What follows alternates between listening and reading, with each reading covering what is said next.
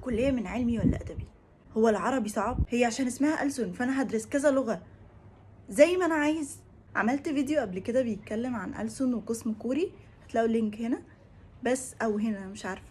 بس كنت بتكلم عن قسم كوري بشكل أكتر، ففي الفيديو ده أنا هتكلم عن ألسن بشكل أكتر. فاللي هيدخل ألسن يتفرج على الفيديو ده. يلا نبدأ، بسم الله. معظم الناس فاكرة انها بتدرس اكتر من لغتين او 3 وبتدرس اللي هي حباه. لا، هما لغتين فقط، لغة التخصص واللغة التانية.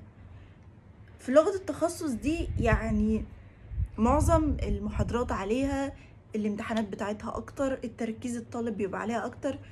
اللغة الاولى واخدة كل وقتهم، سواء في مذاكرة، في محاضرات، في انهم يطوروا نفسهم فيها، فمش بيركزوا قوي على اللغة التانية. بس في طلاب طبعا يعني ما شاء الله عليهم بيركزوا على اللغة التانية كمان مع اللغة الاولى، بيتطوروا في الاتنين. العربي مهم جدا جدا في كلية الألسن. المواد اصلا عبارة عن ان انت بتترجم من عربي للغة، لغة التخصص، ومن اللغة دي العربي.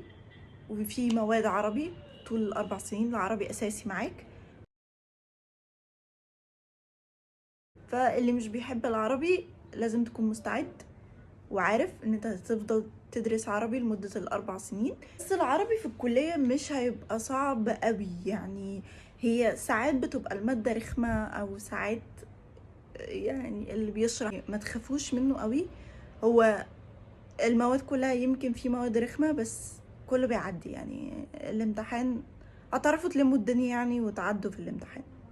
في سؤال بقى بيجيلي كتير، ادخلها من علمي ولا ادبي؟ انا شايفة ان انتوا تدخلوا الحاجة اللي انتوا واثقين ان انتوا هتجيبوا فيها مجموعة، سواء علمي او ادبي. انتوا شاطرين في الحفظ والمواد الادبي وبتحبوها فادخلوا ادبي طبعا.